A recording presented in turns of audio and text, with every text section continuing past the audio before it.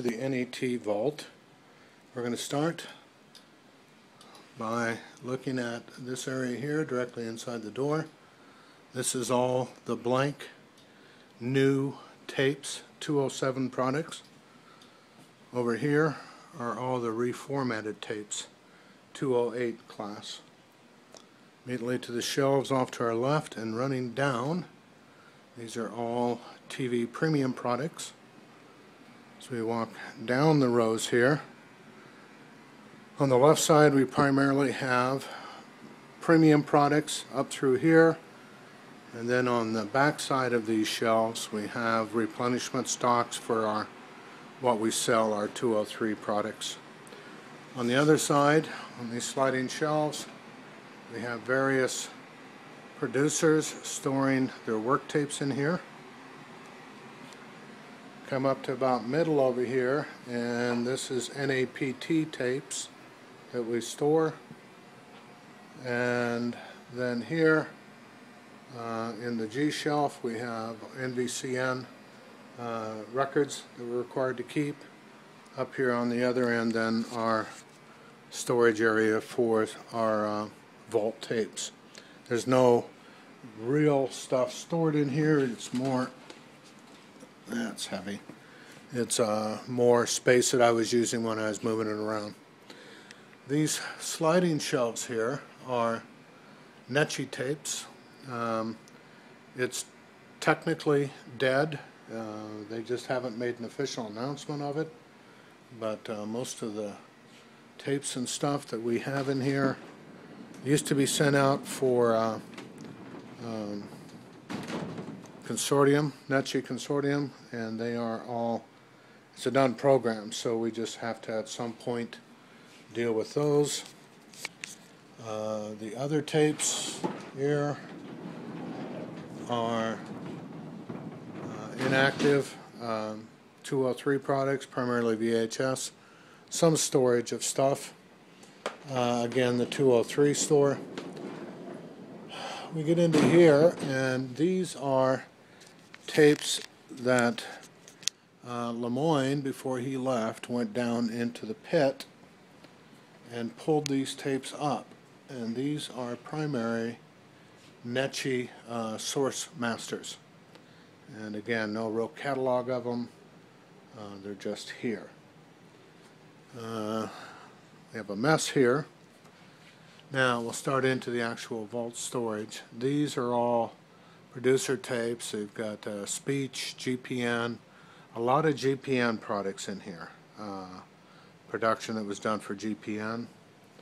As we go back into the vault, we'll see two long aisles of DVDs, and these all used to be what we were airing on NET2 or NET until they made the decision that the definition wasn't high enough.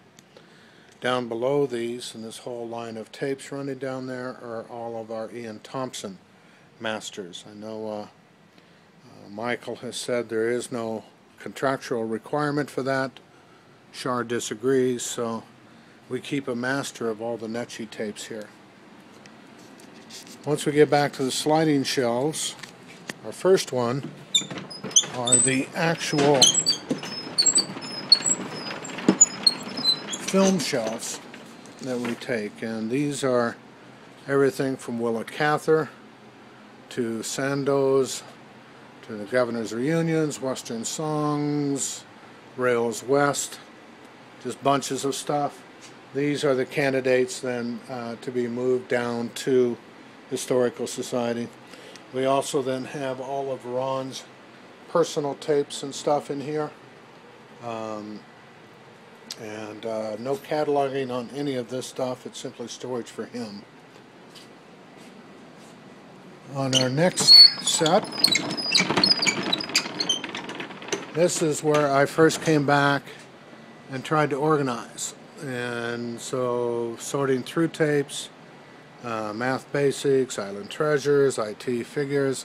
Whether we have rights to this or not, I don't know, but it just got so crazy that I came back and needed to start some sort of a sorting process on it. On the other side, These are tapes we get into occasionally. These are tapes from Lead Center, Omaha Symphony, Miscellaneous Music. We have Brownview Music Series, Backstage, Pass. All of, as I've gone through the vault, anytime I come across any of these tapes, they get moved over here. These are all Strawberry Shortcake. Is that the name? Strawberry Square, I apologize. Evidently, or it's season 2, evidently this title actually belongs to the Nebraska Department of Education. So again, a lot of this stuff we simply don't either own or have broadcast rights. Next one up is our DVD masters, and whenever we produce those air tapes, they had one for air and one master. So we've got so many DVDs that just sit here that we really need to take a hard look at whether they need to be here at all. Either rights have been lost, but the fact is we don't use them for broadcast. Our next one up is our on this side we've got high numbered HD tapes. These were the last of the HD tapes before we converted to just filing under the media ID number, and those files then start on this side. They just follow in media ID sequence whenever we've got a hard copy of the tape.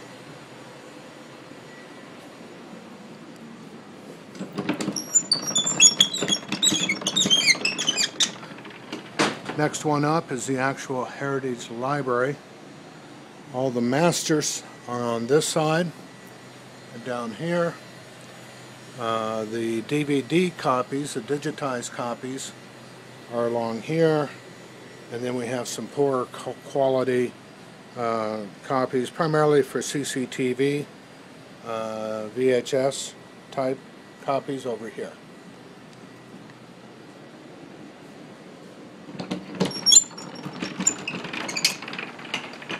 These are the remainder of the HD tapes. And then the final two shelves are the Betacam master tapes that we have.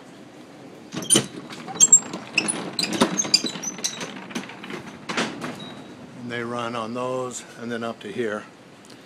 All of this is, a lot of it is Gary. Work tapes, child daycare, memory skills, what's this? MathVantage tapes, so old programs that NET has done. I mainly leave these alone. Certainly no air copies. The only other thing is, as I've gone through the vault and come across titles that look like either master tapes or some other type of tape, but it doesn't have a media ID number assigned to it, I bring it over here, and these are in alphabetical sequence. So if we're missing a master, this is always the last place I check, because it could have simply gotten out of order, never been assigned a media ID, and so it could possibly be sitting here. So this is the extent of the vault as we deal with it. On the other side are all the producer tapes. Since I'm walking by, this bottom aisle has these older tapes. These are anywhere from video conferencing records. I think to really make a big push, that there needs to be somebody that walks down and says, these we can keep. Do we really need GPN speech tapes or MathVantage tapes? I don't know. It's hard to make that call, but they just take up tons of space in the vault. And same with the DVDs. Regardless of whether we have rights to that program or not, we are not pulling the media off these because of the low resolution. So some sort of a resolution there. Thanks.